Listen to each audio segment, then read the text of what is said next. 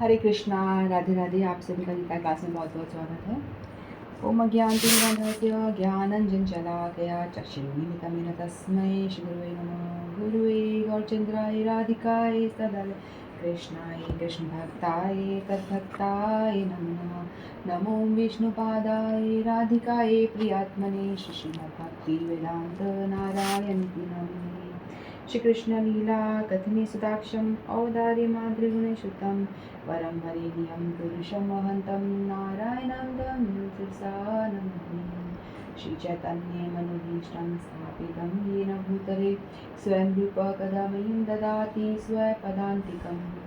आजानुलम्बितभुजो कनकावदातु सङ्कीर्तनकपितृ कमलायताक्षो विशम्बरो द्विजवरो धर्मपालो वन्दे जगत्प्रियकरो करुणावतारो। नमो महावदन्याय कृष्णप्रेमप्रदायते कृष्णाय कृष्णचैतन्याम्ने गौरकृष्णे नमः।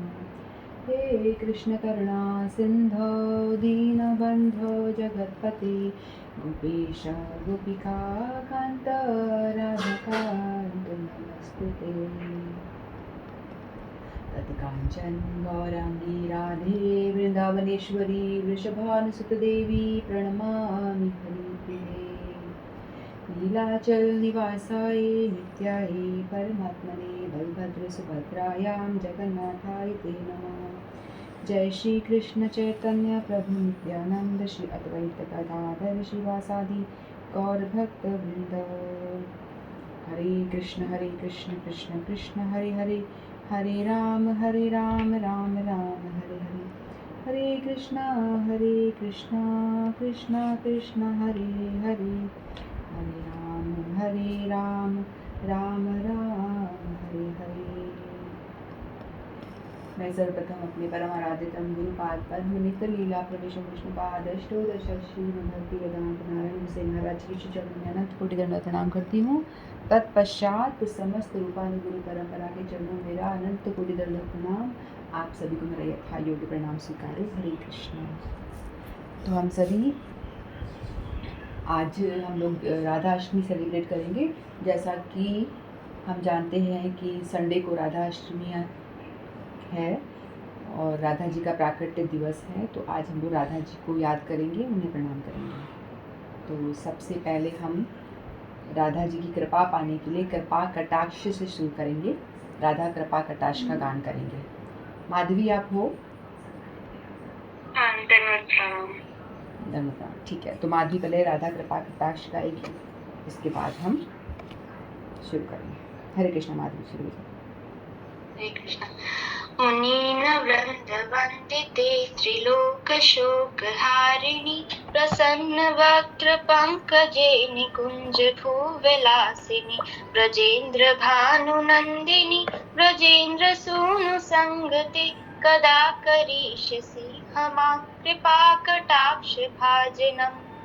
अशोक वृक्ष वल्लरी वितान मंडपस्थिते वाल पल्लव प्रभानुरात्रि कोमले वराभयस्फुरत्करे प्रभूत संपदालये कदा करिष्यसि हमा कृपा कटाक्ष भाजनम्।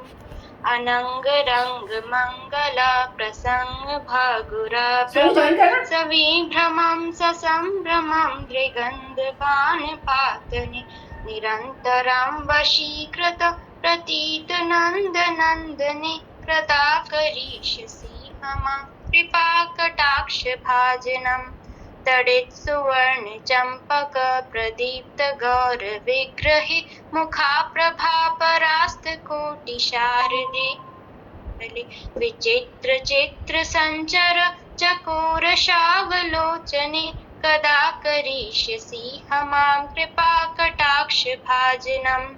मदोन्मदाति यौवने प्रमोदमाने मंडिते प्रियानुराग रंजिते कला विलास पंडिते अनन्य धन्य कुंज राज काम केलि कोविदे कदा करिष्यसि हमा कृपा कटाक्ष भाजनम्।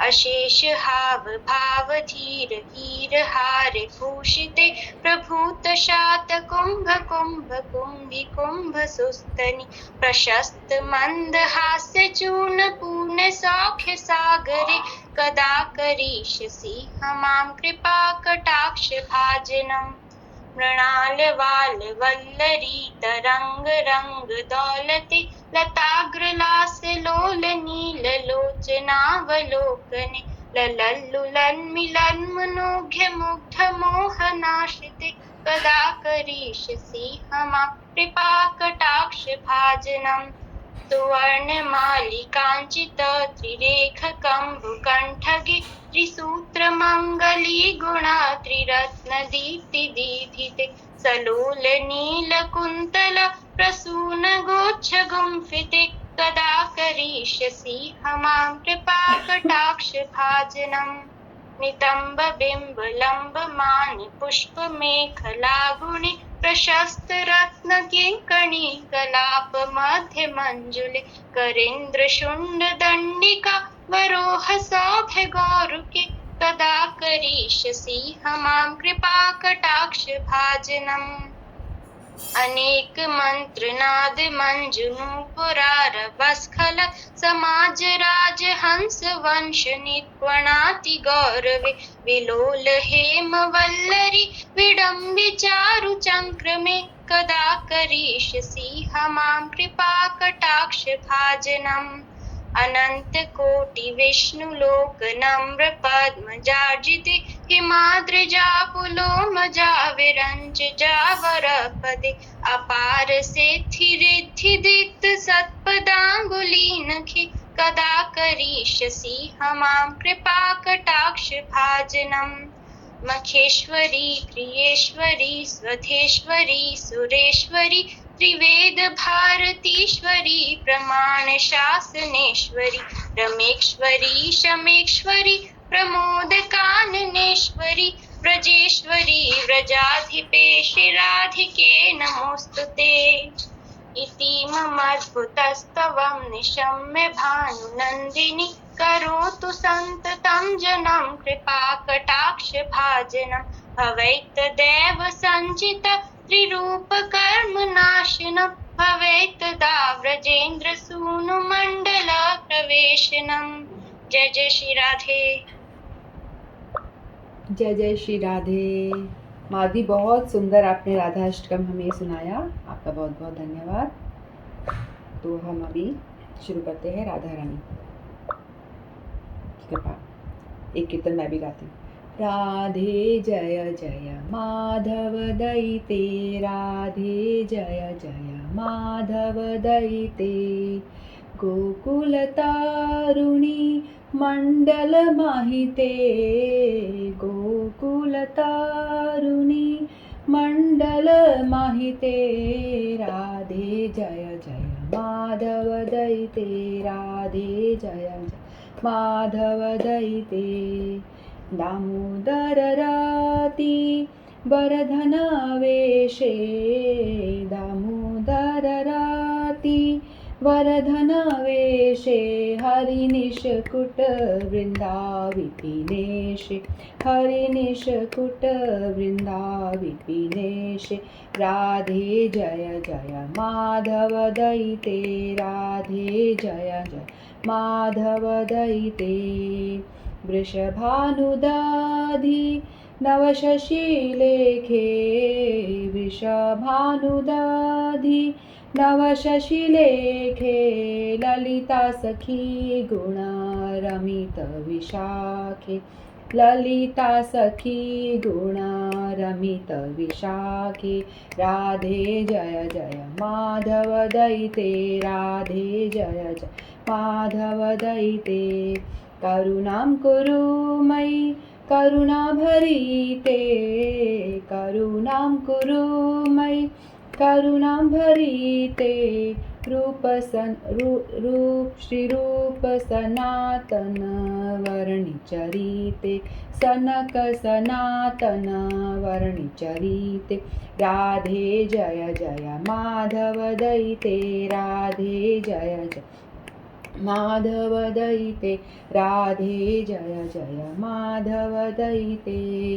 जय राधे जय राधे जय राधे जय राधे जय राधे जय राधे जय राधे जय राधे जय राधा माधव राधे जय राधा माधव राधे हरे कृष्णा कृष्णा कृष्णा हरे हरे हरे रामा राम राम हरे हरे हरे कृष्णा कृष्णा कृष्णा हरे हरे हरे राम राम राम हरे हरे। बोलो श्री राधा रानी की जय। जय जय श्री राधे, जय जय श्री राधे। हरे कृष्णा। हम लोगों को थोड़ा सा भगवत कीर्तन करते हैं, भगवान का नाम लेते हैं, तो इससे क्या होता है, हमारा जो हार्ट है ना एकदम कचरा भरा हुआ है। कचरा मतलब क्रोध, लोभ, मोह, माया, ये सब भरी हुई है उसके अंदर। तो भगवान की बातें सुनने के लिए, भगवान की बातें श्रवण करने के लिए कोई जगह ही नहीं है अंदर।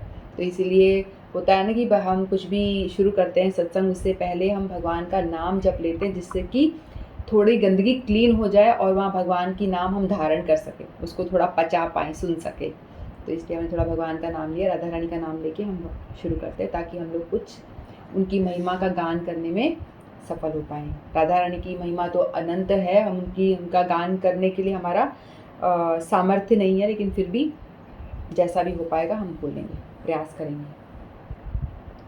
तो राधा रानी का जो जन्म है वो कब होता है, भादो मास की शुक्ल पक्ष की अष्टमी को। ये जो भादव मास चल रहा है, इसमें कृष्ण पक्ष में 15 दिन पहले कृष्ण जन्माष्टमी आई थी। भादव मास की कृष्ण पक्ष की अष्टमी के दिन जन्माष्टमी आई थी, भगवान कृष्ण का जन्म हुआ था। और भादव मास की शुक्ल पक्ष की अष्टमी को राधा रानी प्रकट होती है।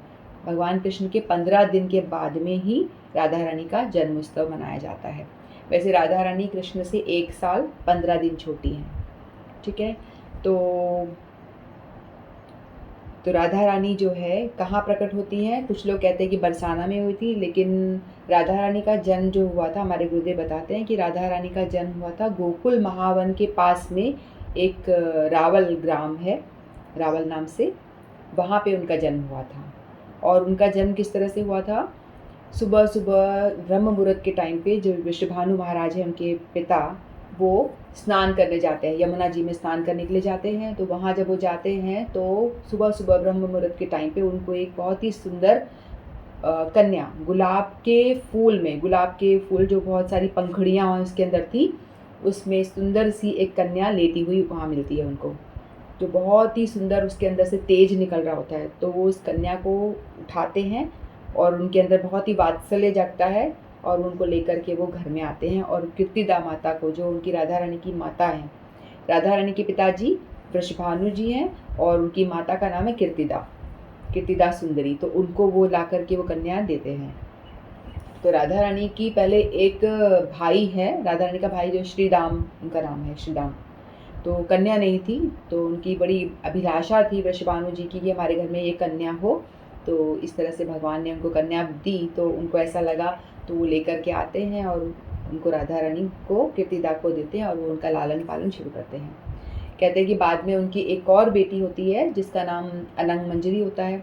तो राधा जी की 2 भाई बहन और होते हैं, एक भाई श्रीदाम जो बड़े होते हैं, श्रीदाम भैया, फिर वो राधा रानी है, फिर उनसे छोटी अनंग मंजरी उनकी छोटी बहन है। तो 3 भाई बहन हैं ये लोग, ठीक है।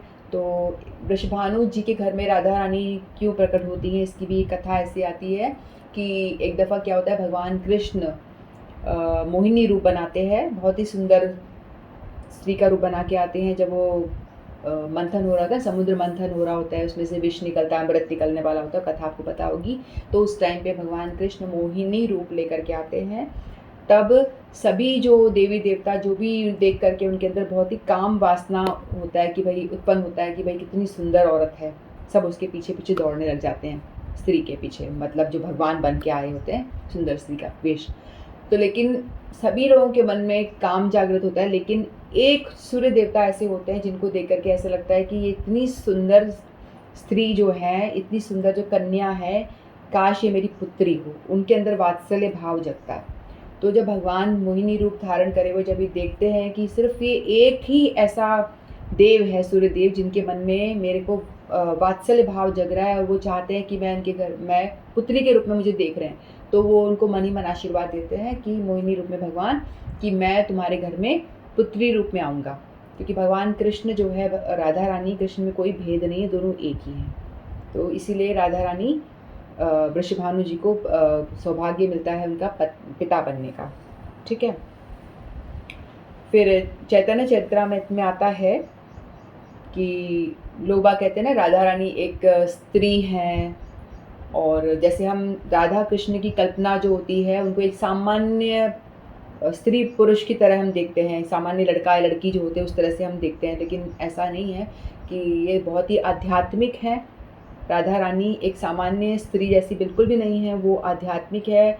और जैसे भगवान कृष्ण और उनकी आत्मा में कोई भेद नहीं है, ठीक उसी तरह से राधा रानी भी भगवान का ही अंश है।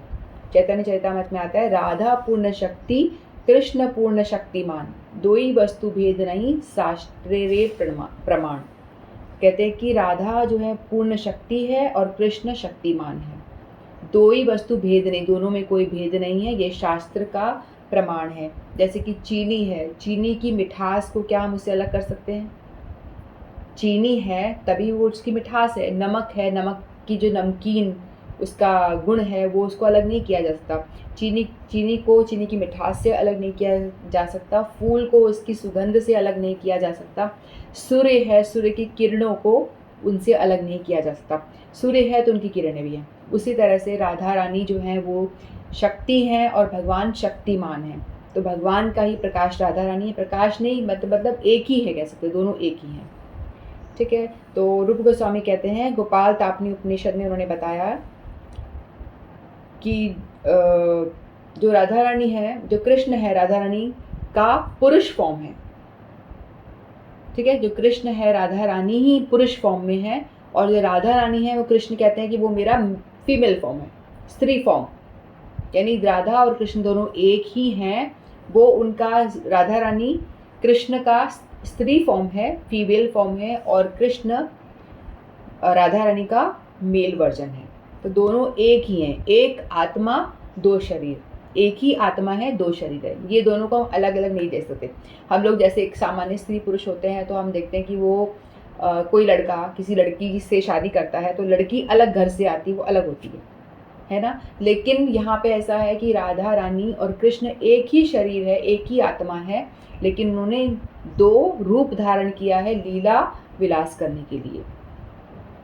ठीक है। एक ही शरीर में से दो प्रकट, जैसे पता है ना कि भगवान कृष्ण थे तो उन्होंने अपने राइट साइड से बलराम जी को प्रकट किया और अपने लेफ्ट साइड से राधा रानी को प्रकट किया था, है ना, क्योंकि उन्हीं के शरीर में से दोनों प्रकट हुए हैं। तो जो भगवान कृष्ण है उनके अंदर क्या है? सत्य, चित्त और आनंद। भगवान किस चीज़ से बने हुए हैं? उनका शरीर किससे बना हुआ है? सत्य, चित्त और आनंद से। सत्य मतलब क्या होता है? इटर्नल, हमेशा रहने वाला जो होता है वो सत्य होता है। ठीक है। तो जो बलराम जी है वो सत्य को रिप्रेजेंट करते हैं कि वो हमेशा इटर्नल रहते हैं, और चित्त भगवान रिप्रेजेंट करते हैं कि जिसमें सारा ज्ञान भरा हुआ है, संसारिक ज्ञान भी और स्पिरिचुअल ज्ञान भी, पूरा ज्ञान जिसमें भरा होता है वो। और आनंद, भगवान तीनों से मिलके बने, सत्य, चित्त और आनंद। आनंद जो है, जो आनंद जो भगवान का अंदर जो आनंद भरा हुआ है उसका जो फॉर्म लेती हैं वो राधा रानी लेती हैं। तो राधा रानी आनंद से परिपूर्ण है, सच्चित आनंद। ठीक है। तो राधा रानी जो है एक ही है। कई लोग कहते हैं कि राधा कृष्ण की शादी नहीं हुई, तो राधा और कृष्ण की शादी कैसे होगी? देखिए, क्योंकि एक ही बॉडी है ना, एक ही आत्मा है, अलग अलग तो आत्मा है नहीं, एक ही आत्मा है। शरीर दो धारण किए लीला करने के लिए, लेकिन वो तो तत्व से तो एक ही है। तो कोई व्यक्ति अपने आप से शादी कैसे करेगा?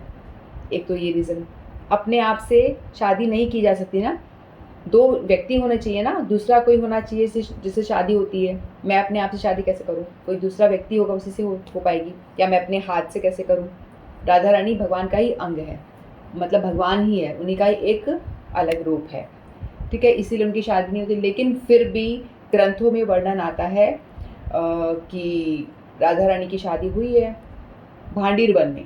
भांडीर वन में एक लीला आती है। भांडीर वन में एक दफ़ा क्या होता है कि बहुत तेज आंधी तूफान आता है, ठीक है। जब भगवान कृष्ण बहुत छोटे होते हैं और नंद महाराज उनको लेकर के जा रहे होते हैं, तो जंगल से वो पार हो रहे होते हैं, तभी एकदम से बहुत तेज आंधी तूफान आता है, बहुत तेज।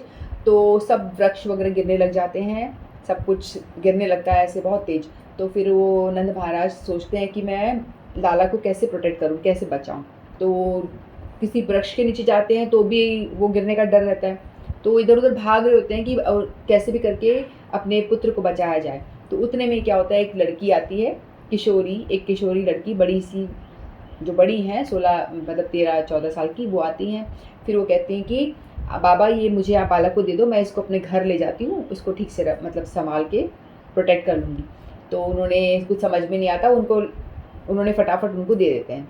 तो वो जो लेके लड़की जो आती है किशोरी, वो राधा रानी होती है स्वयं, वो लेकर के जाती है उनको। फिर वो कहते हैं कि वो उनको लेके जाती है भांडीर वन में। वहाँ पे जाकर के जो भगवान छोटे बालक के रूप में वो बड़े हो जाते हैं, किशोर फॉर्म में हो जाते हैं। फिर वहाँ पे उन दोनों का विवाह होता है। फिर वो ब्रह्मा जी का आह्वान करते हैं, फिर ब्रह्मा जी प्रकट होते हैं और ब्रह्मा जी को ये सौभाग्य मिलता है कि वो भगवान का विवाह करवाते हैं, गंधर्व विवाह कहते हैं, ठीक है। तो गंधर्व विवाह क्या होता है, लव मैरिज, ठीक है, शास्त्रीय भाषा में उसको गंधर्व विवाह कहते हैं।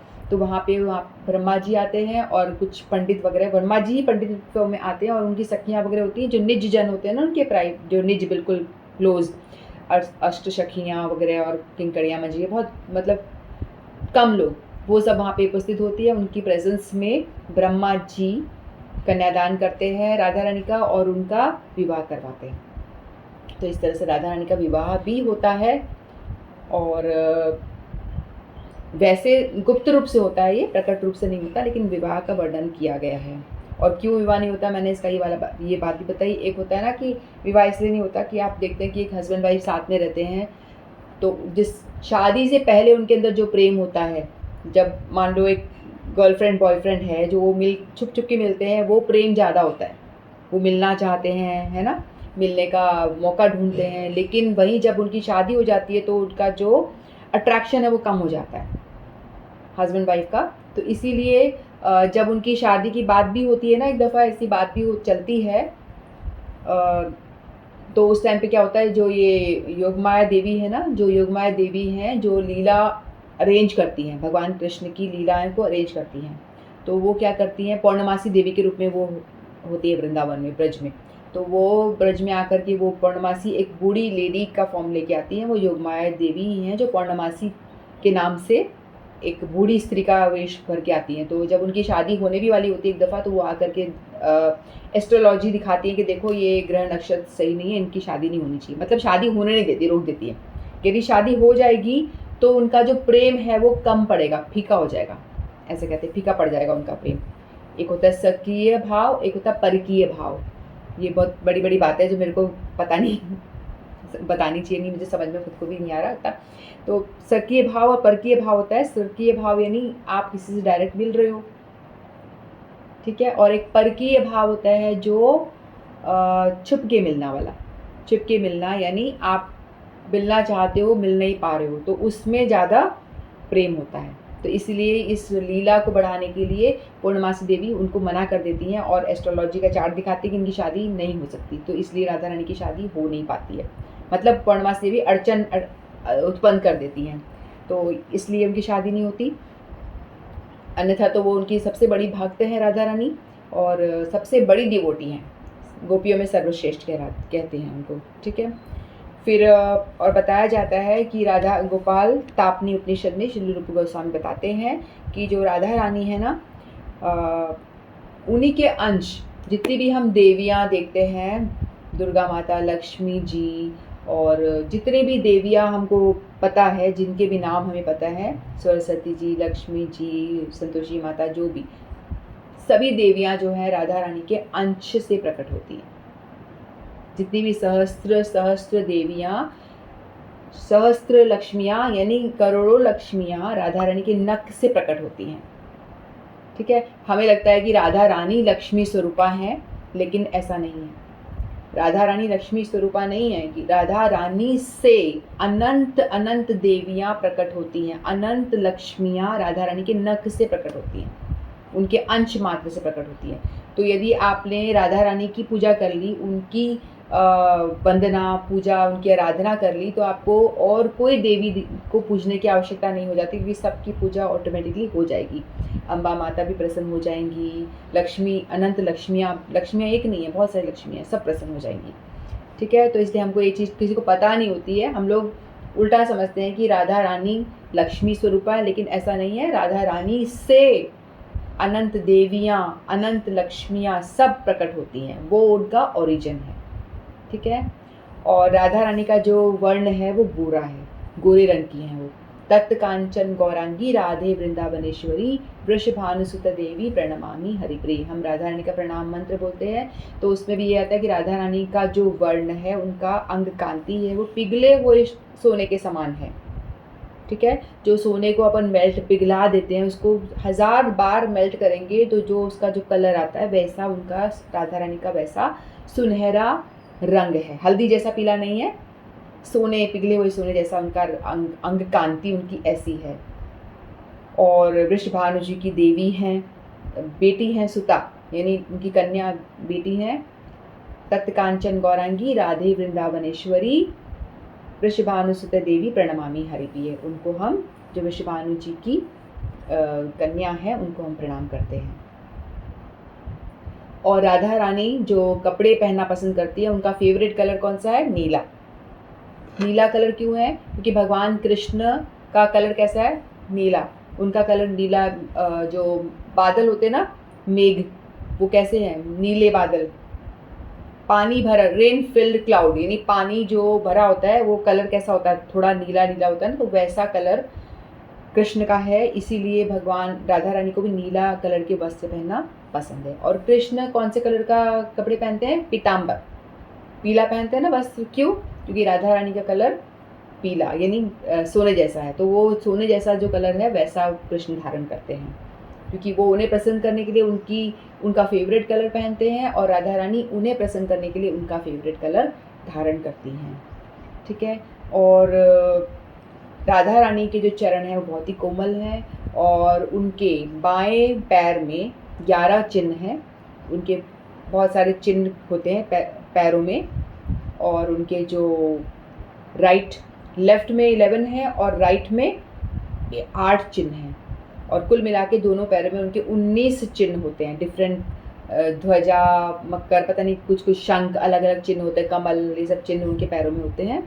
ये बताते हैं कि राधा रानी जो है सर्वश्रेष्ठ हैं, ये पता चलता है कि उनके पैरों में चिन्ह होते हैं। तो और भगवान कृष्ण में 64, वैसे तो अनंत गुण होते हैं, बहुत सारे असंख्य गुण हैं, राधा रानी में भी हैं और भगवान कृष्ण में भी हैं, लेकिन मुख्य जो गुण होते हैं भगवान कृष्ण में 64 गुण बताए गए हैं मुख्य, और राधा रानी में 25 गुण बताए गए हैं मुख्य गुण। वैसे तो अनंत है, लेकिन मुख्य गुण बताएं जो 25 बताएं। और जो 25वां गुण है वो क्या है?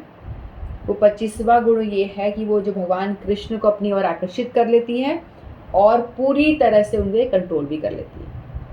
ये 25वां गुण जो है वो भगवान कृष्ण पे भारी है, क्योंकि वो 25वें गुण से राधा रानी अपनी ओर कृष्ण को आकर्षित करके उन्हें पूरी तरह से कंट्रोल कर लेती है। अपनी दृष्टि घुमाती है, भगवान जो है लड़खड़ा के गिर जाते हैं, और जो वो कहती है वो काम करने के लिए मजबूर हो जाते हैं। ठीक है। तो हम देखते हैं कि इस संसार में जो विश्व सुंदरी है ना, यूनिवर्स, मिस यूनिवर्स है, हम लोग उसको देख के बोलते हैं वाह कितनी ब्यूटीफुल है, कितनी सुंदर है। तो उनकी सुंदरता जो है वो कामदेव की एक पॉइंट बराबर है। जो हम जानते हैं ना, कामदेव जो है बहुत ही सुंदर होते हैं, काम प्रकट होता है उनसे, सुंदरता प्रकट होती है। तो कामदेव का एक पॉइंट, बिंदु, उतनी सुंदरता ही इस संसार में विराजमान है। उतनी सुंदरता से ही सिर्फ हमारे यहाँ विश्व सुंदरियाँ पैदा हो जाती है, प्रकट हो जाती हैं, मतलब उतना ही सुंदरता है यहाँ पे। तो वैसे ही अनंत अनंत कामदेव, एक नहीं हजारों कामदेव फीके पड़ते भगवान कृष्ण की सुंदरता के आगे। यानी भगवान कृष्ण इतने सुंदर हैं कि जो कामदेव, एक नहीं, हमारे संसार में तो कामदेव की एक बिंदु मात्र ही बहुत हो गया, बस इतनी सुंदरता हमारे संसार में व्याप्त है, जो सर्वश्रेष्ठ विश्व सुंदरी जिसे हम कहते हैं, ठीक है। लेकिन ऐसे ही अनंत अनंत कामदेव भगवान कृष्ण की सुंदरता के आगे बिल्कुल फीके पड़ जाते हैं। यदि भगवान कृष्ण कामदेव के सामने आते तो कामदेव फ्लैट होके गिर जाते हैं, ऐसा। और वही इसीलिए भगवान का नाम क्या है, मदन मोहन, ठीक है। मदन का मतलब होता है, कामदेव को मदन कहते हैं, उनको मोह लेते हैं, कामदेव को भी मोह लेते हैं, इसीलिए उनका नाम, भगवान कृष्ण का एक नाम है मदन मोहन। और जब राधा रानी कृष्ण के सामने आती हैं, ऐसे कृष्ण जो अनंत कामदेव को परास्त कर देते हैं अपनी सुंदरता के आगे, जब राधा रानी उनके सामने आती है तो उनकी सुंदरता को देख करके भगवान कृष्ण मूर्छित होकर नीचे गिर जाते हैं, तो वो उनको भी मोह लेती है। तो राधा रानी की सुंदरता इतनी ज़्यादा है कि वो कृष्ण भी उनके आगे नहीं खड़े हो पाते, तो वो इसीलिए राधा रानी को क्या कहते हैं, मदन मोहन मोहिनी। कृष्ण को कहते हैं मदन मोहन और राधा रानी को कहते हैं मदन मोहन मोहिनी, जो मदन मोहन को भी मोह लेती हैं, ऐसी हैं श्रीमती राधा रानी, ठीक है। और एक दफ़ा क्या होता है, दुर्वासा ऋषि जो हैं वो आते हैं, दुर्वासा ऋषि ब्रज में आते हैं, तो सभी लोगों को बोला जाता है कि आप कोई उनकी सेवा करने के लिए जाओ। तो सभी लोग कहते हैं कि दुर्वासा ऋषि जो हैं अपने गुस्से के लिए बड़े फेमस है कि भाई आप उनकी सेवा करोगे, थोड़ी सी भी कुछ ऊंच नीच हो गई, कुछ गड़बड़ हो गई, तो वो तो आपको आशीर्वाद देना छोड़ो, आपको क्रोध का प्रकोप करके मतलब अभिशाप और दे देंगे, श्राप दे देंगे। तो उनके पास जाने में सबको डर लगता है। तो राधा रानी कहती है कि मैं जाती हूँ। तो राधा रानी जाती है और उनके लिए प्रसाद बनाती है, उनके लिए भोग बनाती हैं। तो उनके खीर बनाती हैं, खीर बना करके, खीर लड्डू वगैरह बना करके उनको पवाती हैं, उनको खिलाती हैं। तो दुर्वासा ऋषि जो हैं बोलते हैं कि कोई मेरे पास आने में लोग डरते हैं, आप इतनी छोटी सी प्यारी सी कन्या आप आई मेरे पास में, आपने मुझे भोग लगाया, तो बहुत खुश हो जाते हैं। और वो खा करके उनको दिव्य आनंद की अनुभूति होती है कि ऐसा तो हमने कभी खाया ही नहीं है, क्योंकि राधा रानी तो दिव्य हैं, तो जो बनाएंगी वो भी बहुत ही स्वादिष्ट और दिव्य होगा। तो खा करके बहुत ही वो मंत्रमुग्ध हो जाते हैं और बहुत खुश हो जाते हैं और राधा रानी को आशीर्वाद देते हैं कि आप जो भी बनाएंगी, जो भी आप खाना बनाएंगी, जो भी आप बनाएंगी वो इतना स्वादिष्ट होगा, और जो भी इसे पाएगा, जो भी इसे खाएगा वो हमेशा के लिए अमर हो जाएगा, उसको बल प्राप्ति होगी, बलवान होगा, यानी सब कुछ उसके अंदर, बल बुद्धि आयु सब उसका बढ़ जाएगा। तो दुर्वासा ऋषि ने ऐसा आशीर्वाद दिया। दुर्वासा ऋषि तो क्या आशीर्वाद देंगे, लेकिन राधा रानी ऐसी लीला करती हैं, ये तो उनकी भौम लीला है ना, भौम वृंदावन में जब प्रकट होते हैं तो ये ऐसी लीला करते हैं वो यहाँ पे आके। तो फिर जब ये उनको सुनाई देता है, ये बात उनके कानों तक पहुँचती है यशोदा जी के, कि जो भी राधा रानी का हाथ का बनाया हुआ भोजन ग्रहण करेगा वो हमेशा अमर हो जाएगा। तो राधा रानी क्या करती हैं, यशोदा मैया आकर के कीर्तिदा मैया से परमिशन मांगती है कि अपनी बेटी को आप मेरे यहाँ भोजन बनाने के लिए भेजेंगी। तो इस तरह से वो परमिशन लेती हैं और राधा रानी जो है हर रोज़ नंदगांव जाती हैं खाना बनाने के लिए, ठाकुर जी के लिए भोग बनाने के लिए, भगवान कृष्ण के लिए भोग बनाने के लिए रोज़ जाती हैं। और राधा रानी इतनी एक्सपर्ट है खाना बनाने में, बहुत ही एक्सपर्ट है, और उनको पता है क्या बनाना है और क्या क्या उन्हें कृष्ण को क्या पसंद है। इस तरह से वो हर रोज़ जो वैरायटी बनाती है ना भोग, हर दिन डिफरेंट होता है, मतलब एक ही प्रिपरेशन को रिपीट नहीं करती। अनंत काल से आज मतलब बनाती आ रही है वो, लेकिन हर दिन नई डिश बनाती हैं, रिपीट नहीं करती उस डिश को, हर दिन अलग अलग डिश। तो इसीलिए कहा जाता है मठों में भी और घरों में भी जो ठाकुर जी का जब भोग बना जाता है तो उस जगह को वो राधा जी के द्वारा बनाया गया भोग बोलते हैं। तो राधा के द्वारा बनाया हुआ भोग, हम हमारे घर में भी हम भोग बनाते तो हमारी भी ऐसी ही भावना होनी चाहिए कि राधा रानी ने इसको बनाया है, इस तरह का भाव होना चाहिए, ठीक है। तो जो राधा रानी है रावल में प्रकट होती हैं, लेकिन वो क्या करती हैं, जब वो छोटी सी कन्या होती है प्रकट होती है तो वो अपनी आँखें नहीं खोलती, आँखें बंद होती हैं। तो कीर्तिदा मैया और वृषभानु महाराज जब देखते हैं कि राधा रानी इतनी सुंदर कन्या तो प्रकट हुई है लेकिन ये आंखें नहीं खुलती, क्या पता इसकी आंखों में कोई प्रॉब्लम तो नहीं है, आंखें ख़राब तो नहीं है, क्या क्या रीज़न है, क्यों नहीं खुल रही है वो, ऐसा सब सोच रहे होते हैं। लेकिन राधा रानी सोचती हैं कि जब मैं भौम वृंदावन पे धरती पे आऊँगी तो मैं सबसे पहले दर्शन जो करूँगी मैं भगवान कृष्ण की करूँगी। तो भगवान कृष्ण सब तक सामने नहीं आते, आंखें बंद रखती है वो। एक दफ़ा क्या होता है, जब नामकरण संस्कार हो रहा होता है राधा रानी का, तो यशोदा मैया भी नंद उनको लेकर आती हैं भगवान कृष्ण को गोदी में। नंद और यशोदा दोनों आते हैं और उनको पालने में लिटा देते हैं। एक साइड में राधा रानी पालने में लेटी होती है, एक साइड में भगवान कृष्ण छोटे से बालक लेटे होते हैं। तो जैसे ही वो दोनों साथ में होते हैं तो भगवान कृष्ण उनको यूँ हाथ लगाते हैं, तो राधा रानी समझ जाती हैं कि ये तो मेरे स्वामी प्राण प्रिय के हाथ हैं। तो वो समझ जाती है, फिर एकदम से वो आंखें खोल करके दर्शन करती है पहले। तो सबसे पहला जो दर्शन होता है वो भगवान कृष्ण का करना होता है, तो सबसे पहला उन्होंने भगवान कृष्ण के दर्शन करे। ठीक है, तो इस तरह से राधा रानी आंखें खोलती है तो सभी लोग बड़े प्रसन्न हो जाते हैं, बोलते कि अरे वाह, राधा रानी ने आंखें खोल दी। सब बहुत ही खुश हो जाते हैं और उत्सव मनाते हैं। तो उसके बाद में उनका एक और ऐसा था प्रण कि मैं जो भी खाऊंगी सबसे पहला वो ग्रहण जो है वो भगवान कृष्ण का उच्छिष्ट ही खाऊंगी। तो जब अन्नप्राशन संस्कार हो रहा होता है तो बच्चे छोटे छोटे होते हैं, दोनों फैमिली आपस में मिलती हैं जब भी फंक्शंस होते हैं। तो भगवान कृष्ण का अन्नप्राशन हो रहा होता है, तो वो खा रहे होते नहीं, राधा रानी का हो रहा होता है। तो जब वो पहले कृष्ण खा रहे होते हैं तो राधा रानी घुटमन चलती आती है, उनकी थाली से उठा करके कृष्ण का जूठा उठा के पहले खा लेती हैं। तो राधा रानी यहाँ हमें गुरु तत्व के रूप में हमारे सामने एक एग्जाम्पल देती हैं कि सबसे पहला जो खाना अन्नप्राशन होता है तो हम लोग भी क्या करते हैं कि भगवान का कुछ उच्छिष्ट उनका भोग खिलाया जाता है या गुरु का खिलाया जाता है। तो राधा रानी ने सबसे पहला जो मुंह में डाला अन्न वो भगवान कृष्ण का उच्छिष्ट यानी उनकी जूठन मुंह में ली। तो इस तरह से भगवान राधा रानी ने सबसे पहला जो है वो उनका ही जूठन खाया था। फिर जब ये भौम वृंदावन में यानी जमीन, एक वृंदावन तो गोलोक धाम में है, वृंदावन धाम है, जब वो गोलोक से उतर के जब नीचे आते हैं ना, वो लोग गोलोक से उतर के धरती पर आते हैं, उस टाइम पे भगवान कृष्ण उनको कहते हैं कि मैं लीला करने नीचे जाऊंगा। राधा रानी को रिक्वेस्ट करते हैं कि आप भी चलो। तो राधा रानी कहते कि वहाँ पे क्या गोवर्धन है, यमुना जी हैं? तो बोलते कि नहीं, तो मैं नहीं जाऊँगी वहाँ पर। क्या वहाँ वृंदावन है? बोलते नहीं, मैं नहीं जा रही। तो बोला कि यदि आप सब चीज़ होना चाहिए तो ही मैं, वहाँ पे वृंदावन भी होना चाहिए, वहाँ गोवर्धन भी होना चाहिए, तो ही मैं इस धरती पे आके लीला करूँगी आपके साथ, अन्यथा मैं नहीं जाऊँगी। तो इसलिए राधा रानी के रिक्वेस्ट पे वहाँ जो गोलोक में वृंदावन धाम है एज इट इज़ वो नीचे धरती पे उतारा जाता है। तो यहाँ पे धरती पे इसीलिए गोवर्धन जी भी यहाँ प्रकट होते हैं, यमुना जी प्रकट होती हैं और वृंदावन धाम यहाँ प्रकट होता है, जो वो वहाँ पे है एज इट इज़ यहाँ पे भी प्रकट होता है, उसी का ही प्रतिभू डुप्लीकेट वृंदावन कह सकते हैं, एज इट इज़ वैसा ही यहाँ पे भी है। तो राधा रानी की कृपा से ही वृंदावन धाम भूमि पे भूलोक पे भी प्रकट होता है। लेकिन जब यहाँ पे वो लीला करने आती हैं भूलोक में, तो वहाँ पे क्या होता है, भूलोक में जब लीला कर रही है राधा रानी तो उनका विवाह किसी और से होता है। ठीक है, तो किसी और से जो होता है वो भी क्या होती है, वो भी उन्हीं का ही प्रकाश है, राधा रानी का कृष्ण का ही प्रकाश है वो।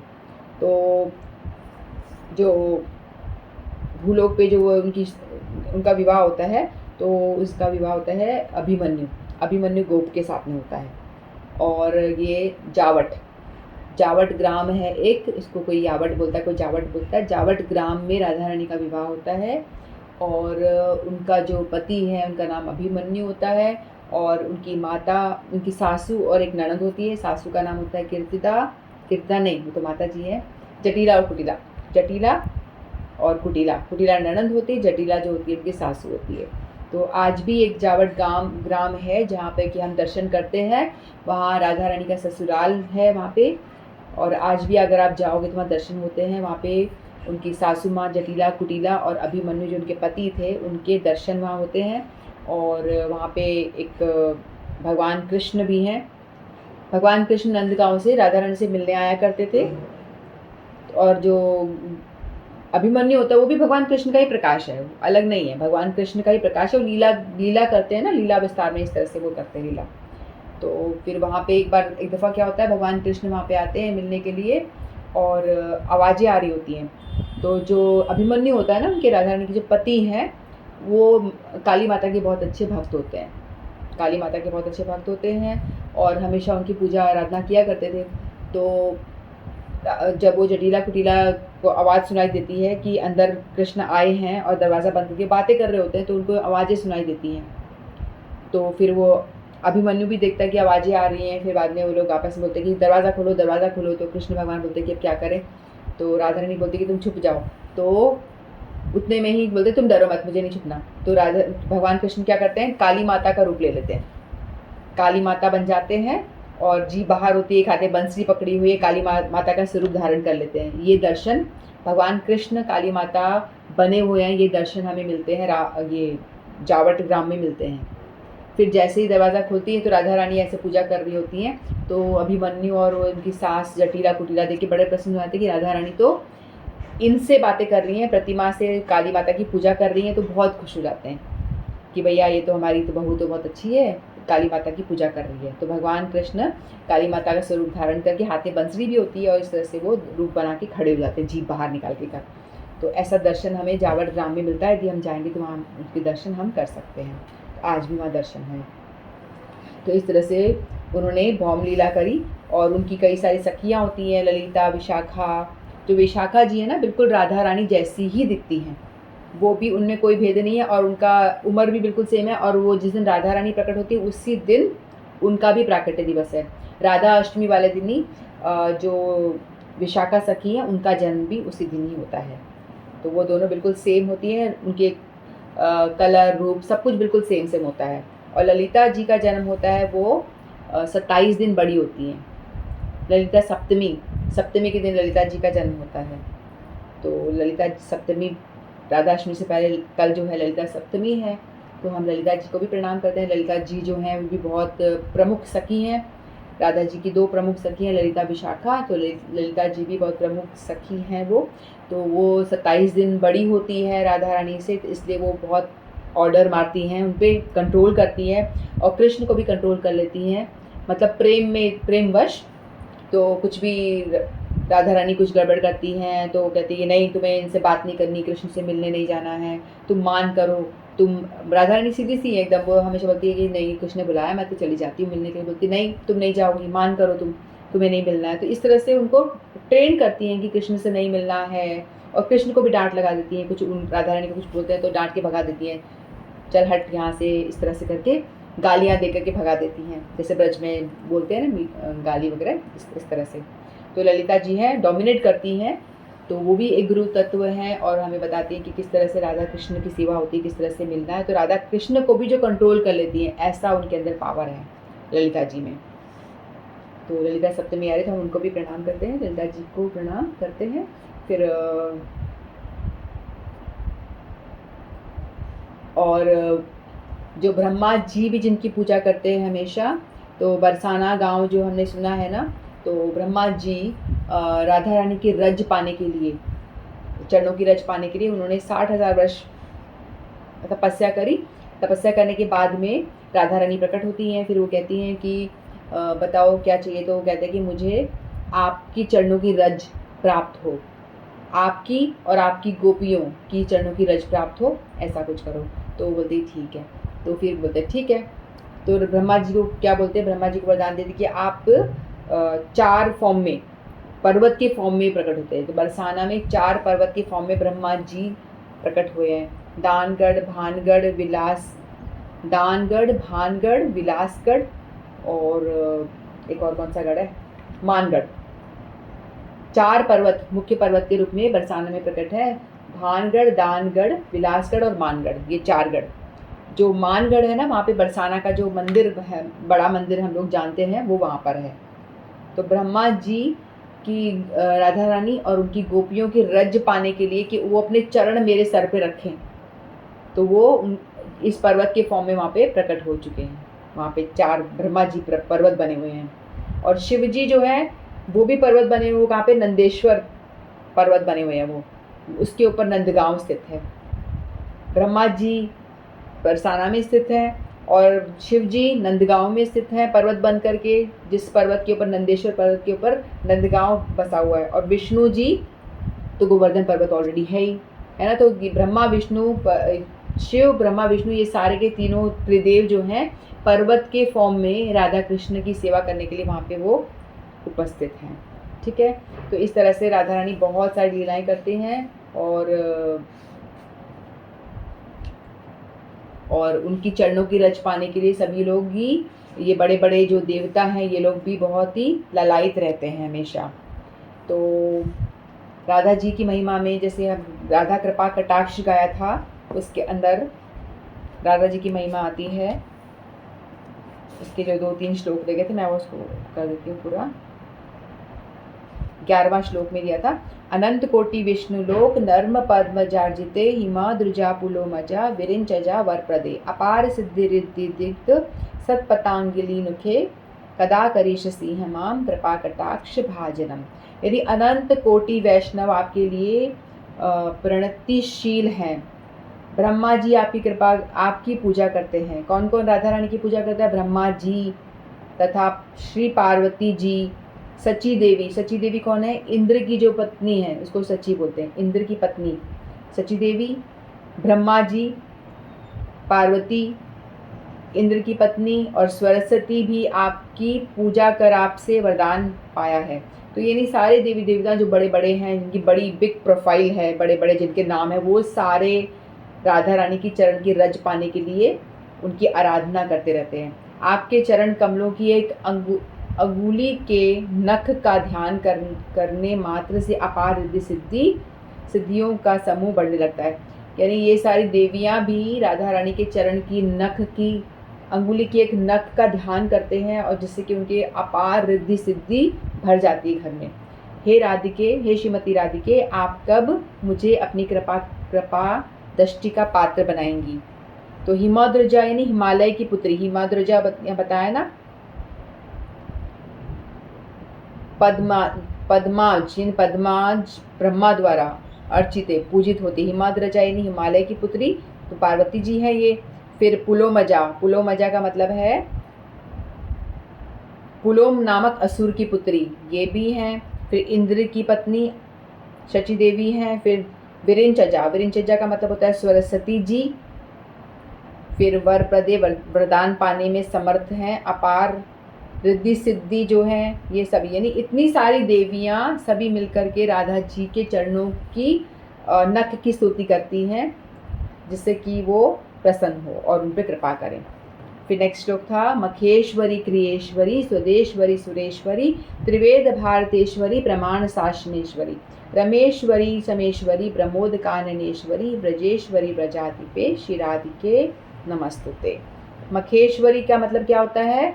सभी यज्ञों की स्वामिनी। जो भी यज्ञ होते हैं ना, जितने भी स्वाहा स्वाहा करके यज्ञ होते हैं, सभी यज्ञों की जो स्वामिनी है उनको राधा रानी का एक नाम है मखेश्वरी। तो राधा रानी है वो मखेश्वरी। ठीक है। फिर उसके बाद में क्रियेश्वरी, क्रियेश्वरी मतलब सारी क्रियाओं की स्वामिनी। जो भी हम क्रिया करते हैं, कुछ भी काम अच्छा कर रहे हैं, कुछ भी करते हैं, तो उसकी जो स्वामिनी है वो श्रीमती राधा रानी है। तो मखेश्वरी सारे यज्ञों की स्वामिनी, क्रियेश्वरी जो भी क्रिया करते हैं उनकी स्वामिनी। फिर सधेश्वरी, सधेश्वरी यानी सारी शक्तियाँ जिनके अंदर विराजमान हैं। स्वधा देवी स्वामिनी, यानी सभी जितनी भी शक्तियाँ हैं उनकी स्वामिनी वो हैं। फिर सुरेश्वरी, जिससे कि सभी देवी देवताओं की स्वामिनी। सुरेश का मतलब होता है देवता, सुरेश्वरी सभी देवी देवताओं की जो स्वामिनी है, सभी देवताओं की ईश्वरी, ईश्वरी यानी स्वामिनी। फिर त्रिवेद भारतेश्वरी, त्रिवेद भारतेश्वरी ऋग्वेद, सामवेद, यजुर्वेद, ये जो वेद है ना, इन सभी की भी स्वामिनी वो है। वेदों की वाणियों, ये जो वेदों की जो वाणियाँ हैं, ऋग्वेद, सामवेद, यजुर्वेद, इन सभी वेदों में जो वाणियाँ, उन सबकी स्वामिनी कौन है? श्रीमती राधा रानी। प्रमाण शासनेश्वरी, प्रमाण शासनेश्वरी का मतलब है सारे प्रमाण, इसमें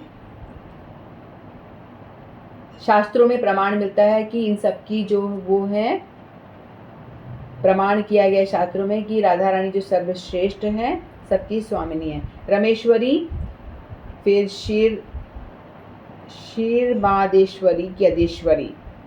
क्षमेश्वरी, क्षमा की देवी, सबको क्षमा कर देती हैं वो, उनसे थोड़ी सी प्रार्थना करो तो क्षमा कर देती हैं वो बड़ी इजीली, तो क्षमेश्वरी क्षमा की देवी। प्रमोद काननेश्वरी, यानी सारे प्रमोद कानन की ईश्वरी, प्रमोद यानी आनंद। तो जहाँ भी हमको जितना भी आनंद हमको संसार में भी मिलता है ना, थोड़ा भी हम किसी को देख के हमें आनंद की अनुभूति होती है, वो आनंद सारा कहाँ से आ रहा होता है? राधा रानी से आ रहा होता है। कैसा भी आनंद हो, सारा आनंद का स्रोत राधा रानी से ही आता है। तो वो प्रमोद काननेश्वरी हैं। तो आनंद भी वहीं से आता है, ऐश्वर्य भी वहीं से आता है, धन भी वहीं से आता है, सब कुछ, सभी का सोर्स जो है, सभी का भंडार जो है वो राधा रानी है। यज्ञों का भंडार, कुछ हम अच्छा कर्म कर रहे हैं उसका जो हमारे अंदर प्रेरणा आती है, वो सारी शक्तियों की स्वामिनी, क्योंकि भगवान की शक्ति भी राधा रानी है। तो सभी का जो उनसे आ रहा है भंडार। तो सब प्रकार के यज्ञों की अपार स्वामिनी है, संपूर्ण क्रियाओं की अधीश्वरी है, स्वधा देवी की स्वामिनी है तथा सभी देवताओं की ईश्वरी है। ऋग, साम और यजु इन तीनों वेदों की वाणियों की स्वामिनी, प्रमाण शासन शास्त्र की स्वामिनी, क्षीर माधवेश्वरी की अधीश्वरी, श्री क्षमा देवी की भी स्वामिनी, प्रमोद कानन की ईश्वरी, वृंदावनेश्वरी। वृंदावनेश्वरी कहते हैं ना, वृंदावनिनी, ब्रजधाम को पूरा वृंदावन कहा जाता है, तो उसकी ईश्वरी। इसीलिए वहाँ पे वृंदावन में जाओ तो राधे राधे होता है। वहाँ पे कोई राजा नहीं है, वहाँ पर रानी है, राधा रानी का ही राज है, इसीलिए कोई राधे राधे करते हैं वहाँ, कोई कृष्ण कृष्ण नहीं करता। कि वृंदावनेश्वरी वहाँ की जो ईश्वरी हैं, स्वामिनी है, वो राधा रानी, इसीलिए वृंदावन में राधे राधे होता है, कोई कृष्ण कृष्ण नहीं करता। आप ही हैं हे ब्रजेश्वरी, हे ब्रज की अधिष्ठात्री देवी श्रीमती राधिके, आपको मेरा बारंबार प्रणाम है। ये जो राधा कृपा कटाक्ष माधवी ने भी गाया था, ये शिवजी द्वारा लिखा गया, ये शिवजी प्रार्थना कर रहे हैं राधा रानी के लिए। ठीक है, फिर लास्ट वाला जो श्लोक है, इति मद्भुतम स्तवम निशम्य भानुनंदिनी करोतु संततम जनम कृपा कटाक्ष भाजनम भवेत देव संचित तिरूप कर्म नाशनम भवे दत्ता वजेंद्र सुनु मंडल प्रवेशनम। इसका मतलब है, हे वृषभानुनंदिनी, मेरी इस अद्भुत स्तुति को सुनकर सर्वदा के लिए मुझे अपनी कृपा दृष्टि का अधिकारी बना लो। शिव जी कह रहे हैं कि मैंने आपकी इतनी स्तुति करी, आपकी महिमा का गान किया, आपके स्वरूप का गान किया, तो आप इसे सुनकर आप प्रसन्न हो जाइए और क्या करिए, मुझे अपनी एक अधिकारी बना लीजिए। आपकी दया से ही मेरे प्रारब्ध संचित और क्रियमान सारे प्रकार के कर्मों का नाश होगा और उसी क्षण श्री कृष्णचंद्र की परम प्रेष्ठ सखियों की मंडली में मंजरी स्वरूपा दासी के रूप में उनकी नित्य लीला विहार में मेरा प्रवेश हो जाएगा। तो ये शिव जी की प्रार्थना है, हम साधारण कोई जीव की बात नहीं हो रही। शिव जी ये कृपा कटाक्ष का गान कर रहे हैं, राधा रानी को प्रसन्न करने के लिए बोल रहे हैं, उनसे प्रार्थना कर रहे हैं कि आपकी मैंने जो इतनी वंदना करी, आपके स्वरूप का गान करा, आपके बारे में बताया कि आपकी क्वालिटीज़ क्या क्या हैं, यानी आप ही सब कारणों का कारण हो, जो सब कारणों का कारण जो है कृष्ण भगवान, हम भगवद गीता में पढ़ रहे हैं, जान रहे हैं कि भगवान कृष्ण ही हैं जो समस्त ब्रह्मांड के बनाने वाले हैं, सब कारणों के कारण वही हैं, ब्रह्मांड नियंता वही हैं, उनकी एक दृष्टि से ये पूरी सृष्टि चल रही है, तो उनको भी आप कंट्रोल करने वाली हो। राधा रानी की महिमा इतनी है कि जो भगवान कृष्ण जो सृष्टि के नायक हैं, बनाने वाले, उनको भी आप कंट्रोल कर लेती हो, उनको बनाने वाली भी आप हो। तो ऐसी श्रीमती राधा रानी, आपको मेरा प्रणाम है, आप मुझ पे कृपा करें, आप मुझे अपनी दासियों में स्थान दें, अपनी किंकरी बना ली। जैसे सखियाँ होती है ना, सखियों की भी होती है, मंजरियाँ होती है, सखियों की जो हेल्प करती है मंजरियाँ, और उनकी भी हेल्प करने वाली होती है किंकरियाँ। तो इस तरह से आप मुझे अपनी दासियों में, अपने निज जनों में अपना स्थान प्रदान कीजिए, वो ऐसे कह रहे हैं शिव जी। शिव जी भी किंकरी बनना चाहते हैं, तो हम लोग भी यही राधा रानी से प्रार्थना करते हैं कि हे राधा रानी, आप हम पे भी कृपा करें। जो सारी देवियाँ, समस्त लक्ष्मियाँ, अनंत लक्ष्मियाँ, सभी का स्तोत्र आप ही हो, सब आप ही से प्रकट हो रहे हैं, आप ही से आ रहे हैं। तो आप कृपा करके हमें भी अपनी निज गोपियों में स्थान प्रदान, गोपियों की दासियों में स्थान प्रदान करें, निज जन में हमें भी स्थान प्रदान करें। तो ऐसी राधा रानी का जो प्राकट्य दिवस आने वाला है, राधा अष्टमी, तो उस दिन आप सभी लोग ये राधा कृपा कटाक्ष का गान करें और राधा रानी को प्रसन्न करने की कोशिश करें, राधा रानी प्रसन्न हो जाती है तो सब प्रसन्न हो जाती है, सारी देवियाँ, सब लक्ष्मियाँ, सब प्रसन्न हो जाते हैं। तो इसलिए हमको राधा रानी का ये कृपा कटाक्ष गान नित्य करना चाहिए, रोज़ करना चाहिए। तो मैं इतना ही करके वाणी को विराम देती हूँ। बोलो श्री राधा रानी की जय, राधा अष्टमी की जय, आप सभी की जय। हरे कृष्णा।